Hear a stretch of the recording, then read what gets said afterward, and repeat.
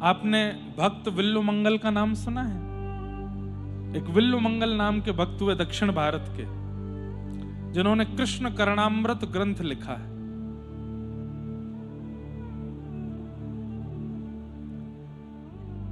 अस्ति स्वस्तरुणी कराग्र विलसत कल्प प्रसूना प्लुतम वस्तु प्रस्तुत वेणुना दलहरी निर्वाण निर्व्याकुलम स्रस्त स्रस्त निवद्धनि विविलसत गोपी सहस्त्रावृतम हस्तन्यस्तन तापवर्गमखिलो दारम किशोराकृति। ऐसे श्लोकों की रचना जिन्होंने की वो श्री विल्लुमंगल जी। दक्षिण भारत में आपका जन्म हुआ था। परम कुलीन ब्राह्मण कुल में इनका जन्म हुआ, परंतु एक बार नदी पार करके पल्ली पार जब पहुंचे तो वहां एक वैश्या को इन्होंने देख लिया। इनका विवाह हो चुका था, लेकिन परम सुंदरी वैश्या को देख करके उस पर मन ऐसा अटका, उस पर मन ऐसा अटका कि बस घर परिवार पत्नी तक को छोड़ दिया, उस वैश्या के साथ ही रहने लगे। गीता में भगवान एक बात कहते हैं ना, नमे भक्त्या प्रणश्यति, मैं अपने भक्त का पतन नहीं होने देता। इस बात को सार्थक होते हुए देखने के लिए आप विल्लुमंगल जी का चरित्र सुनो। अगर एक बार किसी ने भावपूर्ण रूप से अगर अपने मुख से कह दिया, हे कृष्ण मैं आपका हूं, हे नाथ आप मेरे हो, बस एक बार किसी ने भावपूर्ण रूप से, किसी के कहवे में नहीं, किसी के जबरदस्ती, किसी के फोर्स में यह ना कहा, भाव से कह दिया, हे नाथ मैं आपका हूं, हे नाथ आप मेरे हो, इसके बाद वो भले ही जीवन में कभी दोबारा भजन ना किया हो, एक बार भी अगर उसने ठाकुर जी से ऐसा कहा है, जिस दिन उसका पतन हो रहा होगा ठाकुर जी रक्षा करने आते हैं। ठाकुर जी रक्षा करने आते हैं। और इसका प्रमाण श्री विल्लुमंगल जी का चरित्र सुनिए। विल्लुमंगल एक वैश्या के रूप में इतने आसक्त हो गए, अपने परिवार को छोड़ दिया, अपनी पत्नी को छोड़ दिया और उस वैश्या के साथ ही रहते हैं। अस्ति स्वस्तरुणी कराग्र विलसत कल्प प्रसूना प्लुतम वस्तु प्रस्तुत वेणुना दलहरी निर्वाण निर्व्याकुलम स्रस्त स्रस्त निवद्धनि विविलसत गोपी सहस्त्राव्रतम हस्तन्यस्तन तापवर्गमखिलो दारम किशोराकृति। ठाकुर जी के रूप का ही वर्णन किया इन्होंने, लेकिन कैसे? पिता के प्राण चले गए, लेकिन पत्नी इतनी पतिव्रता थी विल्लुमंगल जी की, पति ने त्याग कर दिया, वैश्या के साथ रहने लगे, इतने पर भी पत्नी ने उनका त्याग नहीं किया। पत्नी घर में ही रहती है, विल्लुमंगल जी की प्रतीक्षा करती रहती है, और विल्लुमंगल जी वहां उस वैश्या के साथ आनंद करते हैं। एक वर्ष बाद पिता का श्राद्ध था।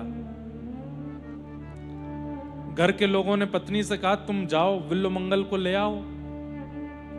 और पूरी दुनिया जानती है वो कहां है, नदी के उस पार वैश्या के साथ रहता है। पत्नी कैसी है विल्लुमंगल जी की? नदी पार करके उस पार गई तो विल्लुमंगल जी नशे में धुत पड़े थे, तो वो वैश्या जिसके यहां रहते थे वो बाहर आई। हाँ जी कौन हो आप? बोले जो साल भर से आपके साथ हैं वो मेरे पति हैं।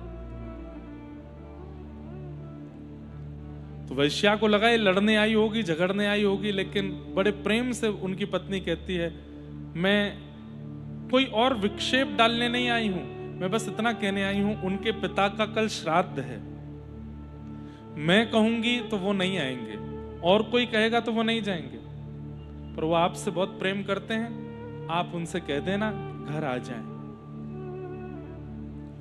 वो वैश्या का हृदय जैसे मानो पिघल गया हो, नेत्रों में आंसू भर आए और उनकी पत्नी को देखकर के मानो वैश्या को लगा कि ये मेरी गुरु है, ये मेरी आदर्श है। कहां मैं केवल लोक रंजन में लगी रहती हूं, अपना जीवन पूरा निकाल दिया। एक ये पत्नी देखो, इतना दुष्ट निकृष्ट सब कुछ करने वाला पति इसका, लेकिन ये अभी भी उसकी कितनी विचार करती है, कितनी अधीन है अपने पति के। विल्वमंगल को जब होश आया तो वैश्या ने डांटते हुए कहा, आज तुम्हारी पत्नी आई थी। विल्वमंगल चिल्ला के बोले, वो क्यों आई थी यहां पर? बोले, तुम्हारे पिता का श्राद्ध है, बोलने आई थी कि चले जाना और तुम जाओगे कल, अपने पिता का श्राद्ध करके आना। कितनी कितनी सुंदर बुद्धि वाली, कितने सुंदर स्वभाव वाली पत्नी है तुम्हारी, तुम उसको छोड़ के कैसे रह सकते हो यहाँ पे? ये आसक्ति शरीर के प्रति, रूप के प्रति, ये सब क्यों है तुम्हारी? कितनी श्रेष्ठ पत्नी है तुम्हारी। लेकिन जिस व्यक्ति के ऊपर काम सवार होता है, उसको काम क्या, कोई भी दोष जिसके ऊपर सवार होता है ना, उसकी बुद्धि काम नहीं करती। फिर वैश्या के कहने पर विल्वमंगल चले गए, जाकर के अपने पिता का श्राद्ध किया। श्राद्ध कैसे कर रहे हैं? जल्दी जल्दी, कि जल्दी पूरा हो तो मैं जल्दी वापस से उसके पास जाऊं। पत्नी बगल में बैठी है, श्राद्ध आदि क्रम करवा रही है, लेकिन पत्नी को देखा भी नहीं एक भी बार। और जल्दी श्राद्ध क्रम करा के ब्राह्मणों को दान दक्षिणा देके और तुरंत निकल पड़े। पत्नी ने कहा, बाहर बहुत तूफान आ रहा है, बहुत तेज बारिश, बिजली कड़क रही है, नदी में भी तूफान होगा, आज रात्रि यहीं रुक जाइए, कल चले जाइएगा। लेकिन विल्वमंगल जी ने कोई उत्तर नहीं दिया। बोले, तुम घर किवाड़ बंद कर लो, मैं जाता हूं। निकल पड़े। पत्नी कैसे ऐसे जाने दे, इतना तूफान है, कुछ हो जाएगा। पीछे पीछे गई। इतने आतुर थे उस वैश्या के पास जाने के लिए कि नदी में कूद गए। गहरी नदी, तूफान आ रहा था, बिजली कड़क रही थी, बारिश हो रही थी, हवाएं चल रही थी। अपने पति को कूदता देख पत्नी सराहनी का वो भी कूद गई। और बस नदी के अंदर जाके विल्वमंगल जी डूब रहे थे, उनको बचाने लगी पत्नी। और नदी पार करने के लोभ में अपनी पत्नी का ही सहारा ले लिया, उसी के ऊपर ही उसका सिर और उसका हाथ पकड़ करके बस कैसे भी पार निकलने लगे, जिसके कारण प्राण छूट गए पत्नी के। और ये भी नहीं कि किसका हाथ मैंने पकड़ा था, किसके सिर को मैं नीचे दबा रहा था ऊपर आने के लिए, उसको तो बाहर निकालूं। ऐसा काम सवार था सिर पर कि देखा भी नहीं पीछे मुड़ के कौन है, पार पहुंच के चलते बने। जैसे ही पहुंचे, उस वैश्या ने द्वार खोला, उसने कहा, तुम आ गए? ये तो रात हो गई है, तुम्हारे पिताजी का श्राद्ध था, आज तुम घर रुकने वाले थे, तुम्हारी पत्नी आई थी, तुम क्यों आ गए? तुम्हें देखे बिना रहा नहीं जा रहा था, तुम्हारी बहुत याद आ रही थी, इसलिए दौड़ा चला आया।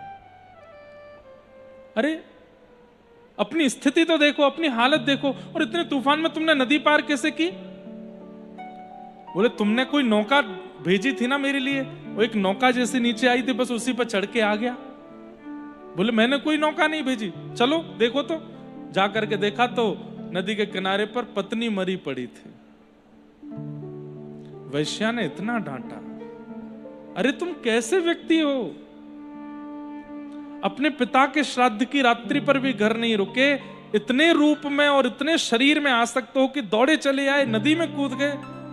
तुम्हारी पत्नी तुम्हारी रक्षा के लिए कूदी थी, तुम उसके ऊपर चढ़ करके उसको डुबा करके यहां चले आए, और तुम्हारे मन में एक बार भी नहीं आया कि पीछे मुड़ के देख तो लूं कौन था? ऐसी रूप की आसक्ति, ऐसे तन की आसक्ति, इन आसक्तियों का कोई लाभ नहीं है। कुछ वर्ष बाद मेरा शरीर वृद्ध हो जाएगा, फिर कहां जाओगे? फिर किसी और को ढूंढोगे? अरे इतनी आसक्ति, इतना श्रम, इतना परिश्रम, इतना प्रेम ठाकुर जी से किया होता तो ठाकुर जी मिल जाते तुमको। पाप कर चुके हो तुम, अनंत पापों का बोझ है तुम्हारे सिर पर, अब मैं तुम्हारा त्याग करती हूं, आज के बाद मेरे साथ मत रहना। और तुम्हारी पत्नी एक बार का उसका दर्शन मुझे इतनी शिक्षा देकर के चला गया है, तुम्हारी पत्नी को ही गुरु रूप मान करके मैं भी अब भजन में जा रही हूं, मैं भी अपना वैश्या रूप जो है उसका त्याग कर रही हूं। चली गई। रोते रहे नदी के किनारे बैठे बैठे। तब जीवन की सच्चाई पता चली। बंधुओं देखो, एक बात सुनिएगा, जैसे बिजली का तार होता है ना, स्विच ऑन करने पर उसमें करंट का संचार होता है। अब अगर बिजली के तार के अंतिम छोर से किसी बल्ब को स्पर्श करा दोगे तो प्रकाश हो जाएगा, लेकिन उसी बिजली के तार के अंतिम छोर को किसी व्यक्ति से छुपा दोगे तो मर जाएगा।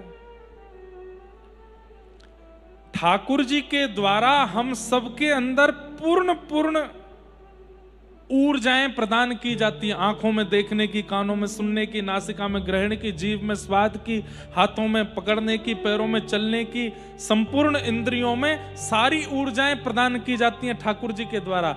अब उस ऊर्जा को हम संसार के उपभोग में लगा रहे हैं कि ठाकुर जी की सेवा में लगा रहे हैं, ये हमारे ऊपर निर्भर करता है। हम संसार में अगर उस पूरी ऊर्जा का व्यय कर रहे हैं तो एक प्रकार से हम नंगे तार से किसी व्यक्ति के प्राण ले रहे हैं, उसी के समान है।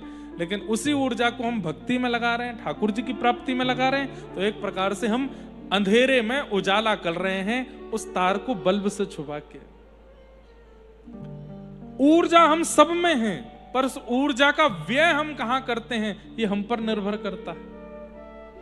विल्लू मंगल जी ने कहा, मैंने आधा जीवन तो विषय भोग में निकाल दिया, लेकिन आज तक तृप्त नहीं हुआ, अब जाता हूं ठाकुर जी की प्राप्ति में। निकल पड़े और एक आश्रम में पहुंचे, गुरुदेव की शरण में जाकर के गुरु मंत्र लिया और कुछ वर्षों तक जप करने के बाद अपने आप को पवित्र किया।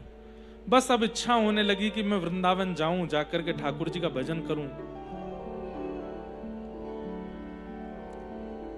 जैसे ही निकले, अब देखो कितना बलवान होता है काम, कितना बलवान होता है क्रोध, कितना बलवान होता है ये संसार के विषय। एक बार आपके अंदर आ जाते हैं, इनको निकालना कितना मुश्किल है। इतने वर्ष तक गुरु आश्रम में रहने के बाद विल्लू मंगल जी अब पवित्र हो चुके थे, लेकिन जैसे ही उस आश्रम से निकले, जा रहे थे वृंदावन की ओर, तभी देखा एक सरोवर के किनारे परम सुंदरी कन्या जल भर रही थी। नेत्रों ने जैसे ही देखा फिर रुक गए और बस उसके रूप को देखने में लगे। कहने का अभिप्राय क्या है?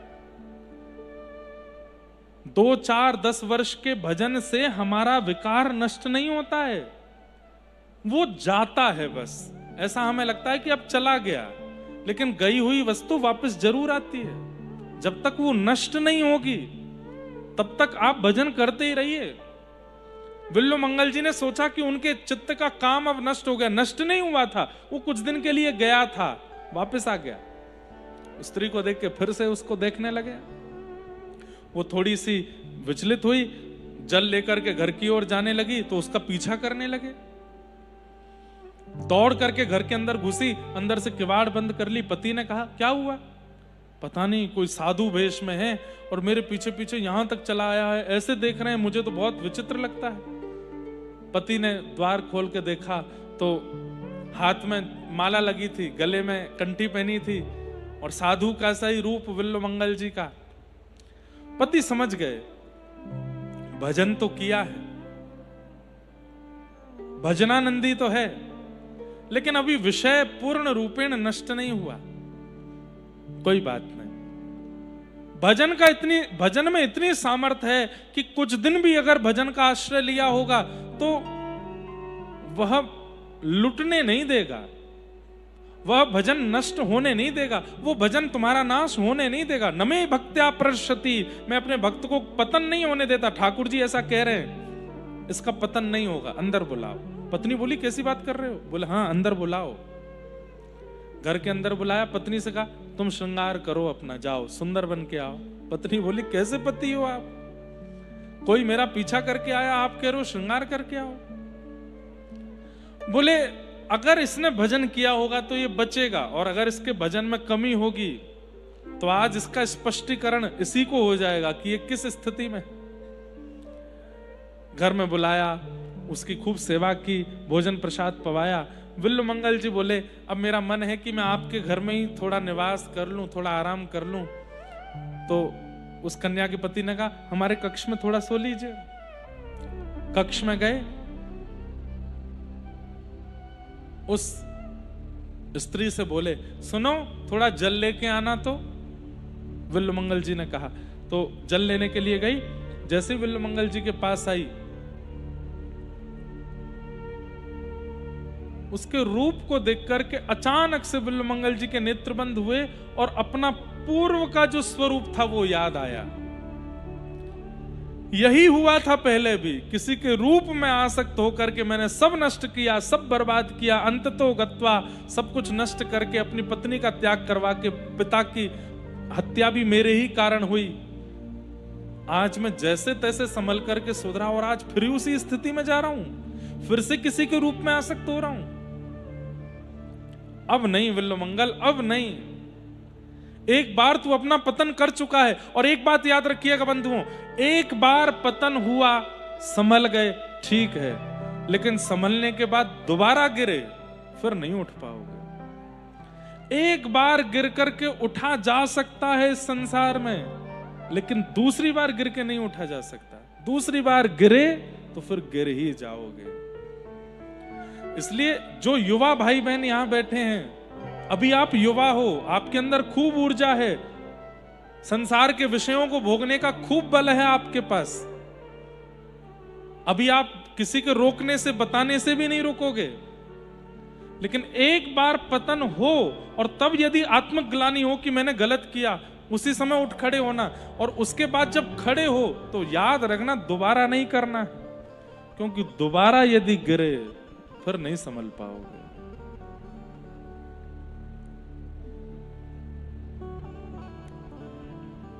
कंस भी एक बार गिर के संभला था, लेकिन संभल के फिर गिरा। रावण भी एक बार गिर के संभला था, लेकिन गिर के संभल के फिर गिरा।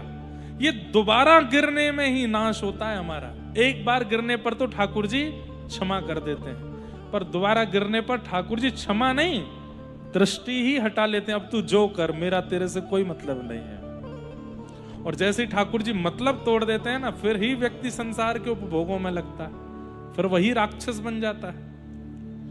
इसलिए एक बार पतन होने पर संभल जाइए, दोबारा की प्रतीक्षा मत कीजिएगा।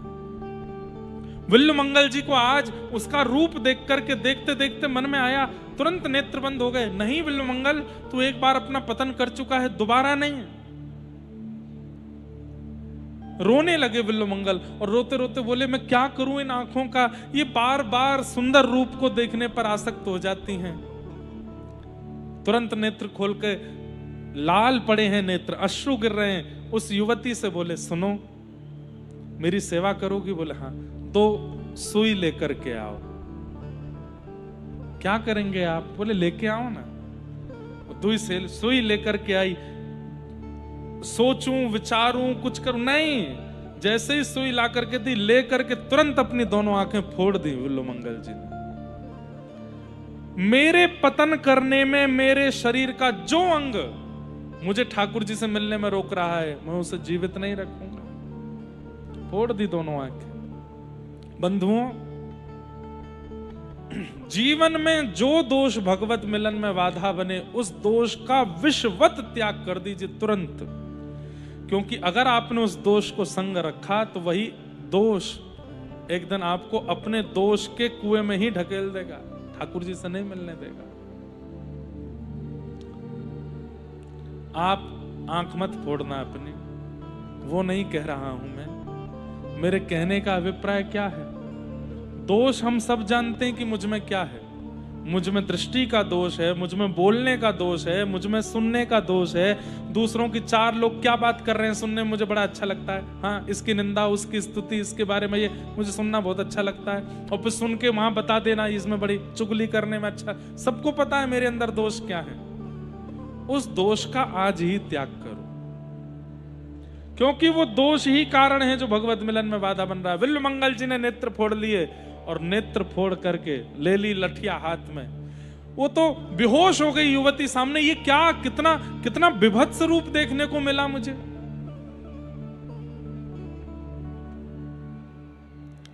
सबने पूछा ये क्या किया विल्व मंगल जी? बोले कि भैया अब संसार को नहीं देखूंगा, इन नेत्रों को पाके जिनको देखना चाहिए अब उन्हीं को देखूंगा। और उनको देखने के लिए नेत्रों की आवश्यकता नहीं है, वो सामने आ जाएंगे तो नेत्र अपने आप खुल जाएंगे।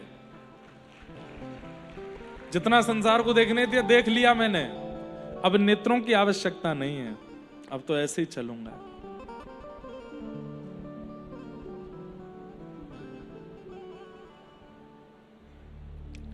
हरि जी मैं नैनहीन तुम नैना,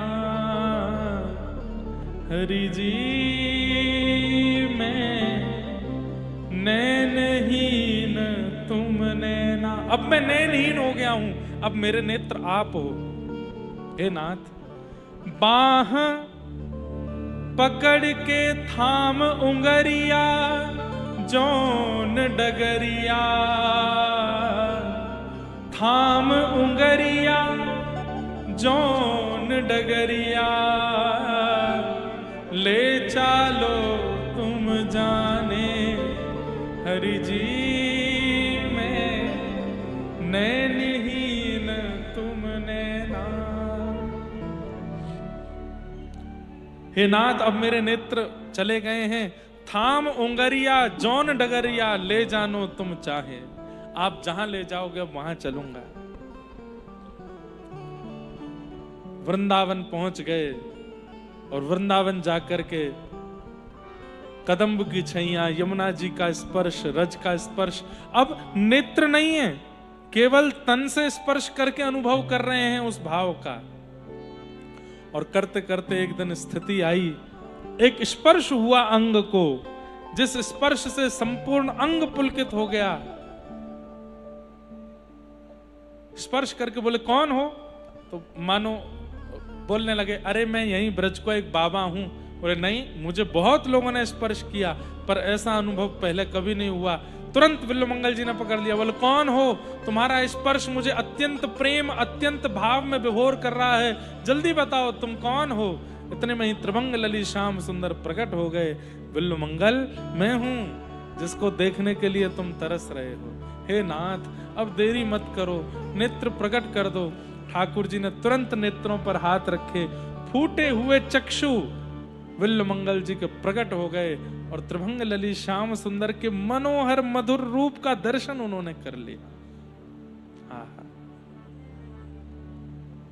और जब ठाकुर जी के रूप को देखा, अब ठाकुर जी ने कहा विल्व मंगल, अब दुनिया की सुंदर से सुंदर वस्तु तुम्हारे सामने आवे, जाओ उसमें आसक्त हो जाना।